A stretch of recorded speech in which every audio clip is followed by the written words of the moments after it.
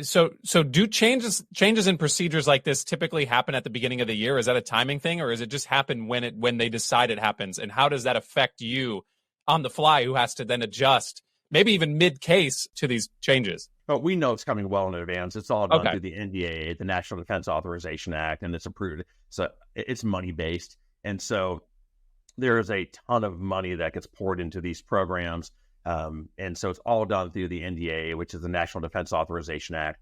So we have a lot of notice. I mean, we've known about this in this community we knew it's been coming for years, and we knew, again, at least a year out that it's coming.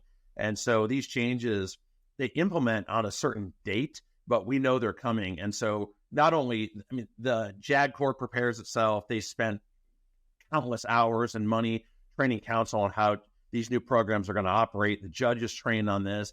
The defense counsel trained on this. And as civilians, we pick up and we're trained on this as well. We do, obviously, we're going to be doing that ourselves. But we know this is coming, and we've known this has been coming for a long time. And frankly, I've been hopeful, and I'm always kind of the eternal optimist, even though often there's a lot of sarcasm in my videos and so on. But I'm the eternal optimist, and I had very high hopes that this program was going to turn things around, because the pendulum had swung so far to the left that, we're seeing so many cases of sexual assault get prosecuted where they're never getting prosecuted in the state or in federal courts. There's a reason for that. I mean, we have case after case after case where there's an investigation on the civilian side. Back when I was practicing out in Honolulu, there were a lot of cases where a service member, there is an allegation, and maybe HPD Honolulu Police Department takes up the investigation. They'll do an investigation, realize there's no probable cause, and won't charge the case.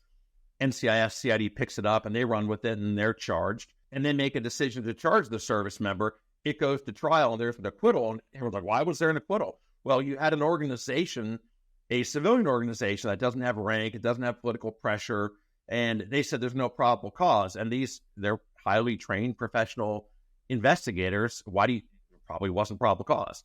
We see that here where I'm not at now in Tampa. We just had a case fairly recently where we had a staff NCO who was under investigation. Hillsborough County Sheriff's Office, they did a very thorough investigation. We're in a conservative area of the country.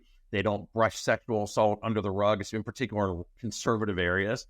They did a very thorough investigation, and they made a determination that there was no probable cause in the case, and they dropped the case. Well, the military gets wind of it, and CID runs with it, and the service member was then charged, and he went through nearly, a lot of litigation, and the charges were ultimately dismissed. We had the charges dismissed prior to trial, but you got to think about how much time was spent, how much money was spent, how much energy was spent, and resources were spent in this particular case prosecuting a non-commissioned officer who a sovereign has already made a determination that no probable cause existed.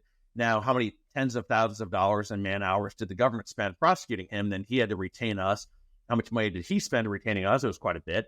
And time where he wasn't promoted, his life was on hold, he was accused of a crime he didn't commit, and he was even charged criminally, and we were able to get those charges dismissed. But you kind of shake your head and wonder, why the hell are we here?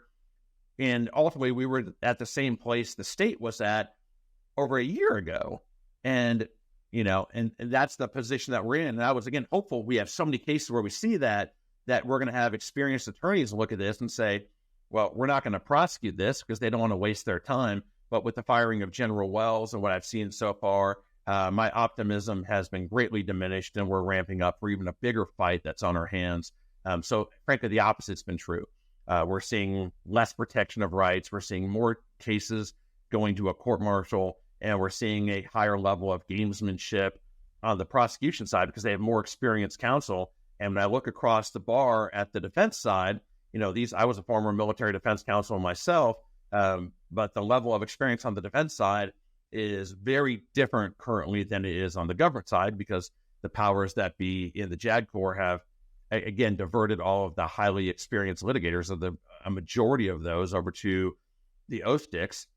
And I even have individuals we've worked with in the past who refuse those billets, who refuse those positions, and they're getting out of the military because they don't want to do that. And so what's happening now is if they say, well, you're going to go and do an O-stick bill and you refuse that, your career is probably done. You're going to be put in some position doing God knows what that's outside of litigation. Your litigation career track is going to be essentially over, and that's a one-way ticket likely out of the JAG Corps or to no longer promote.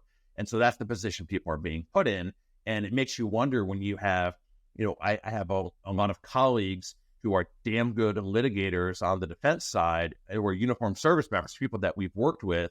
And when they've been asked or told essentially that they're going to go to the OSTIC or the Office of the Special Trial Counsel, they refuse to do that. Their careers are pretty much done. They're going to stagnate this over. So what they're not saying is, oh, let's take this talent and go to the defense side. No, let's take the brand new individual or the brand new captain or lieutenant with no experience, put him in the defense and let him go up against these more experienced counsel. And so that's what we're seeing. If you want to reach out to me and do a consultation and take this to the next level, give me a call at 813-669-3500 or reach out to us on our website, www.bileckilawgroup.com.